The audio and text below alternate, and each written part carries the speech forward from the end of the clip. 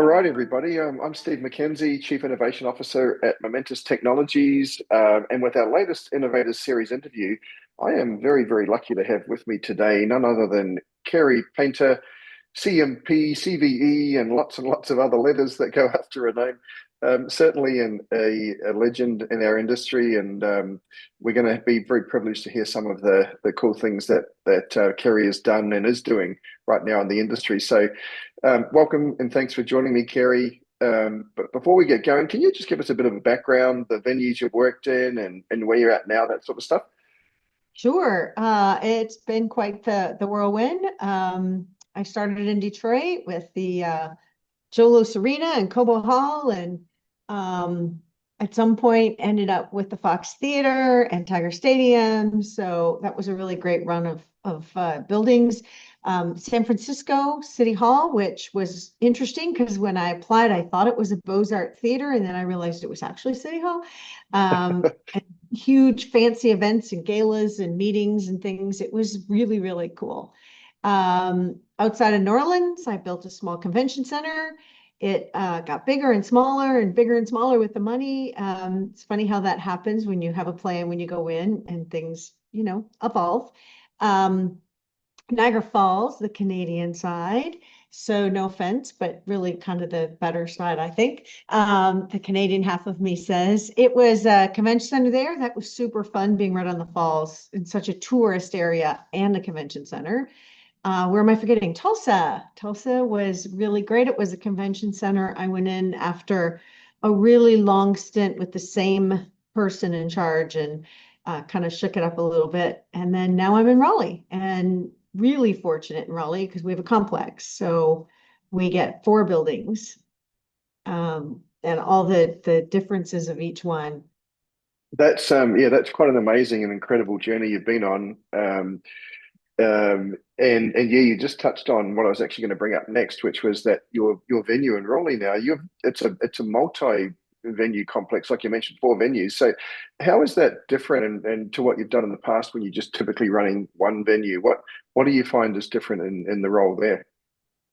I love it. It's really fun. The most incredible evening is when all the theaters are full and there's a concert out in the amphitheater and people are in the convention center, and just the dynamics of all the different kinds of events is really great. It can be hard sometimes because you have to really be cautious how you say things. You don't want to say we and us and them because it's all one team. But sometimes you're sitting in one building and that becomes your we for the moment, and then you're over there and it's them. Some of the staff bounces among multiple buildings.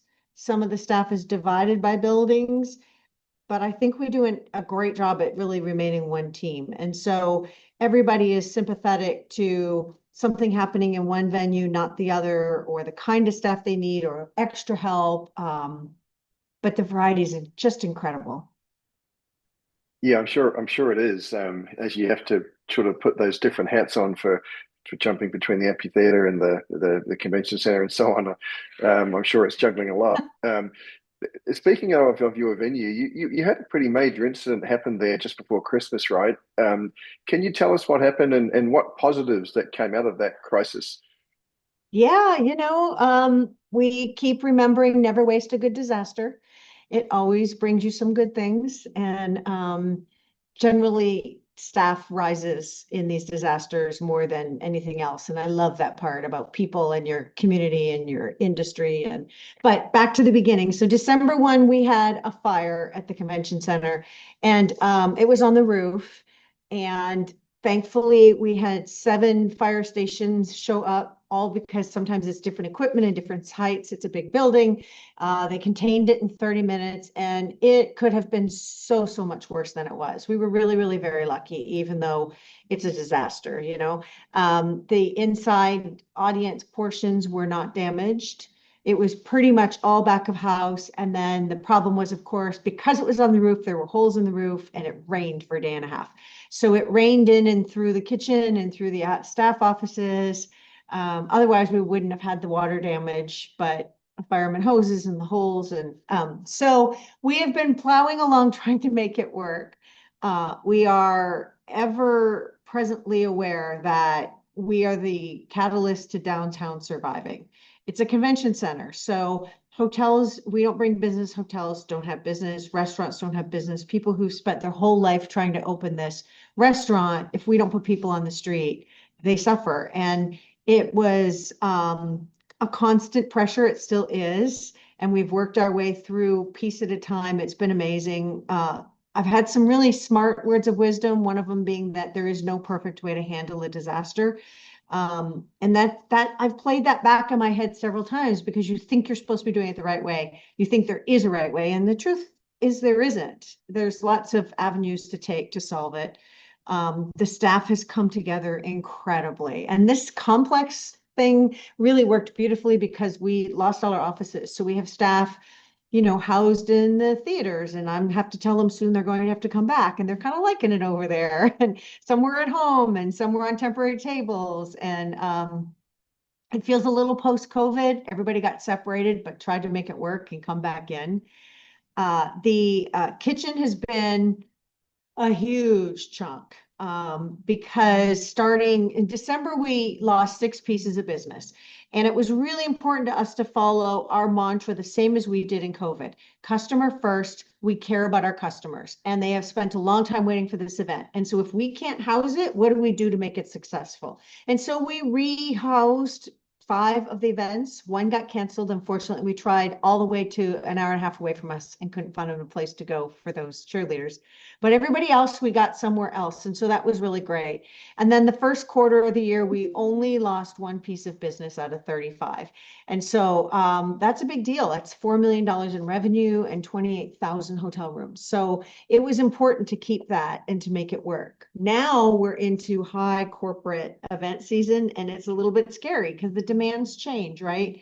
A late coffee break can be the end of the world sometimes. And so we're trying to be on top of our game while we get the building back together.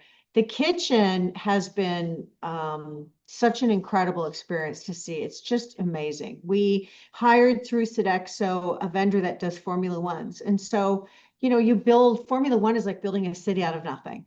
And it's a really cool system because they duplicate and match your kitchen as much as possible. So we do a lot of fine dining. So we have 10 double stacked ovens and only 2 fryers and 1 tilt skillet because that's the kind of food that we cook. And so we could order it.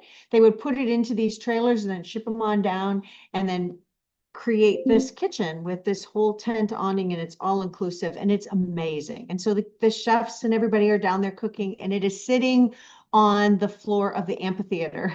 So we had to close the ice rink a week early, get it out, get the kitchen in.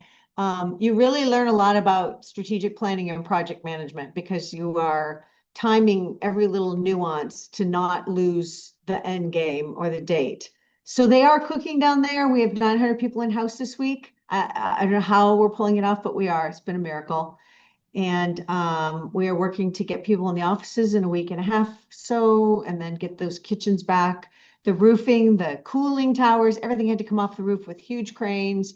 But we're doing it. We're doing it.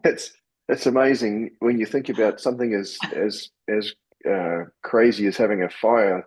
And here you are, just literally, days later, and you're running business and you're dealing with it. It's just another day at the office. Yeah. It is funny because the reporter said to me, "What did you think of when someone called you and told you there was a fire?" And I said, my first answer was, convention centers don't burn. We don't have a fire because they're concrete and block, and they really, this is such a rarity to have happen. But yeah, incredible. But I think it also is testament to what you just said about you've only lost 1 piece of business out of like the 30 something. Testament to that customer first mentality. So kudos to you and the team for making that happen, and just incredible. And while we're talking about incredible, you've been incredibly giving of your time back to the industry. I know you've just come back from a trip to South Korea. And I joked at the start with your letters, your CMP and CVE and multiple others, but you've done an awful lot for the venue and the event industry in general. Can you tell us about what these experiences have been like, and why you place so much importance on giving back to this industry?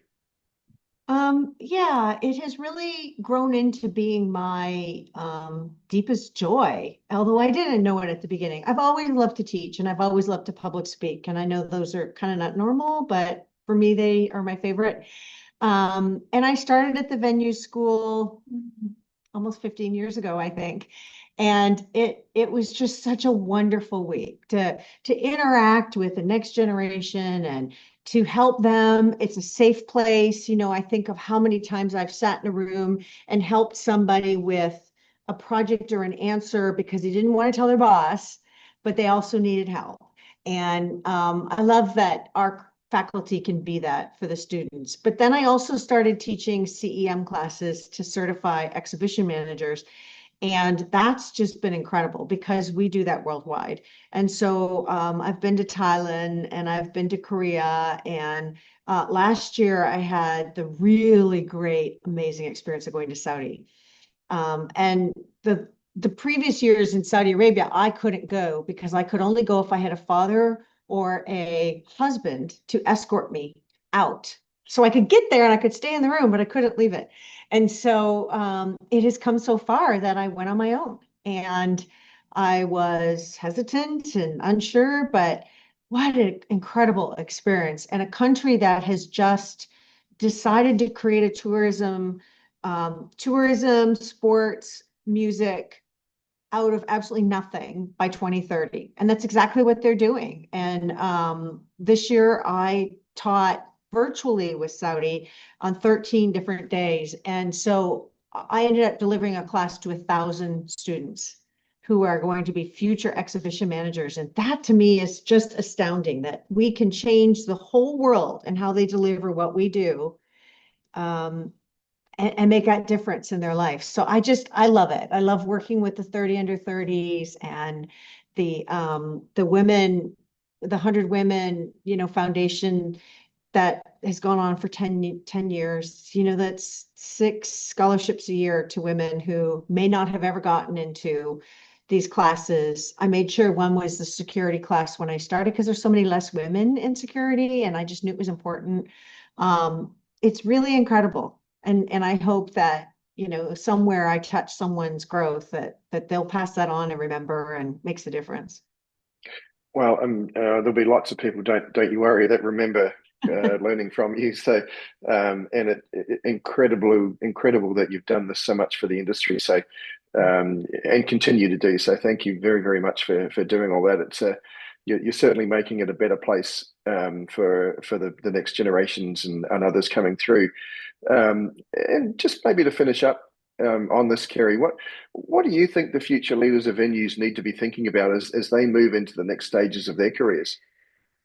I'm really excited. There's been so many pieces of research and articles and stories and feedback, and really in the last 6 months about experience and in immersiveness. And I love that. I've always preached about it being so much more than a meeting, so much more than a drop-in in your city, or so much more than one concert. It's the being part of everything and being part of the people around you and feeling it and meeting them and making that connection. And you've seen it ramp up since COVID. We said, oh, no one will ever leave the house again. And they are in droves. And so the conversation's a lot about that. And I love it because I think it's how do we take this experience to the next level? How do you, take a concert and become the sphere? How do you make a moment where everybody has met each other and will keep that connection? It's evolving, and the details matter more than because that's the unrecognized thing that makes it so exceptional. And so I think, push hard, push for something different.